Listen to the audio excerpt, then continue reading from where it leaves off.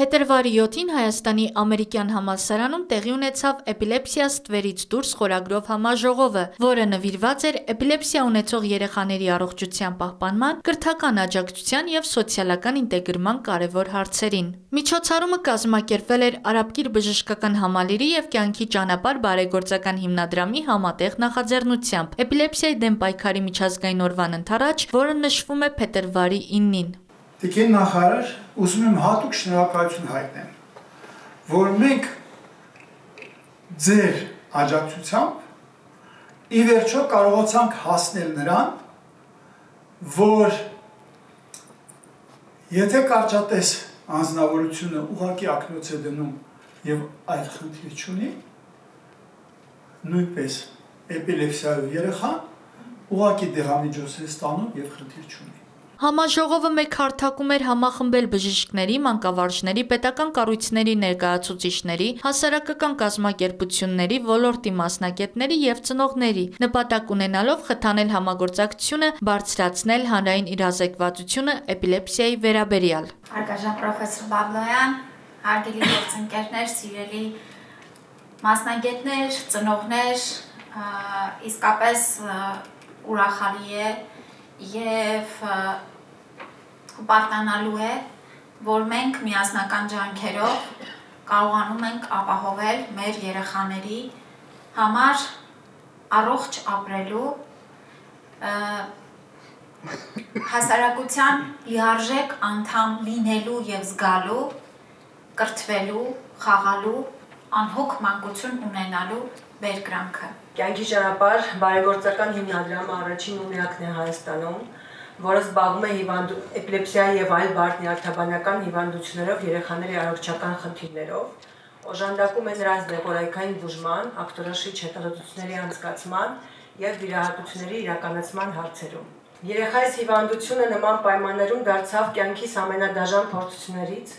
ուղեկցող անորոշությամբ, հուսահատությամբ, վախով և դեպրեսիայով։ Միևնույն ժամանակ, պայքարելով որդուս հիվանդության դեմ, ես ձեռք եմ բերել անգնահատելի փորձ և գիտելիք,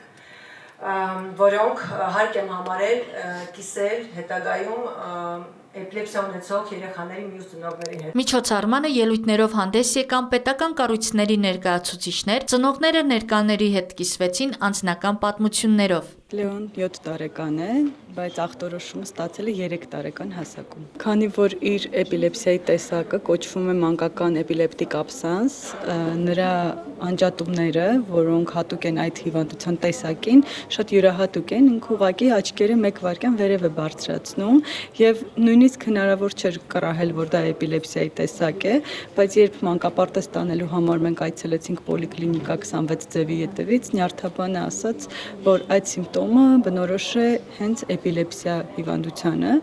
ինչը ինձ մոտ առաջին հերթին ծիծաղ առաջացրեց, որովհետև գիտեք ինչպես է ստիգմավորված այս հիվանդությունը, ինչպես են մեզ վախացրել փոքր ժամանակ հիվանդությամբ եւ ինչպես են նկարագրում, ինչ ասել է էպիլեպտիկ նոպա, բայց արի ու տես, որ հիվանդությունը ունի բազմաթիվ տարբեր տեսակներ ու դրանցից մեկը հենց իմ երեխայի մոտ էր։ Մենք առաջին հերթին այցելեցինք Արաբկիր բժշկական կենտրոն, այնտեղ անցանք հետազոտություններ եւ նրա մոտ հաստատվեց ախտորոշումը մանկական էպիլեպտիկ աբսանս։ Էպիլեպսիան քրոնիկ նյարդաբանական հիվանդություն է, որը դրսևորվում է կրկնվող ցնցումներով։ Աշխարհում ավելի քան 60 միլիոն մարդ ունի էպիլեպսիա։ Հայաստանում 6000-ից ավել երեխա պայքարում է այդ հիվանդության դեմ։ Համաժողովի ընթացքում ներկայացվեցին էպիլեպտոլոգիայի ոլորտում վերջին տարիների ընթացքում արված աշխատանքները, բուժման ժամանակակից մոտեցումները։ Էպիլեպսիա ստվերից դուրս դա միջազգային շարժում է, որը մեկնարկել է շատ տարիներ առաջ ընդդեմ էպիլեպսիայի միջազգային լիգայի կողմից եւ մենք դարձանք այդ շարժման մի մասը։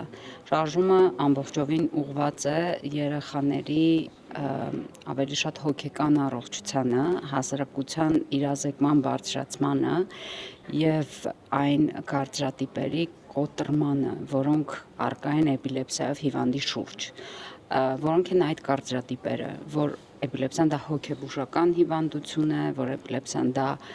անպայման գենետիկական հիվանդություն է եւ էպիլեպսիա ունեցող անհատը պարտադիր պետք է ունենա երեխաներ, որոնք նույնպես ունեն էպիլեպսիա, որ էպիլեպսիան դա ամբողջ կյանքի հիվանդություն է, նույնիսկ արկա են կարծրատիպեր սխալ մոտեցումների մասին էպիլեպսիայով հիվանդին, ով գտնվում է էպիլեպտիկ նոպայի մեջ, այսինքն ինչպիսիք են բռնի ուժով բացել բերանը,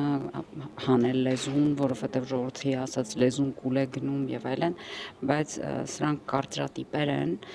որոնք ազդում են երեխայի եւ նրա ընտանիքի հոգեկան առողջության վրա, ստեղծելով մի իրավիճակ, որտեղ երեխան ով ունի էպիլեպսիա, դա մի անձ է, ում պետք է մատնանշել, ումից պետք է հեռու մնալ, ում պետք է չներգրավել ֆիզիկական ակտիվությունների մեջ, այլ ասենք ակտիվությունների մեջ եւ այս ամեն ինչը բերում է նրան, որ երեխայի մանկությունը մի պահ կանգ է առնում եւ երեխան մնում է բանտարկված տանը, չի հաճախում որևէ միջոցառմանը, որովհետև արկա են այսպես կոչված ստիգմաներ։ Եվ այս շարժման նպատակն է փորձել իրազեկել էպիլեպսիայի մասին, ինչպես իրազեկում են, ասենք, օրինակ շաքարային դիաբետի մասին, եւ որից մեկը չի թաքցնում, որ նա ունի շաքարային դիաբետ,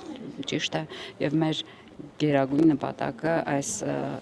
խնդրի լուծման այն է, որ մենք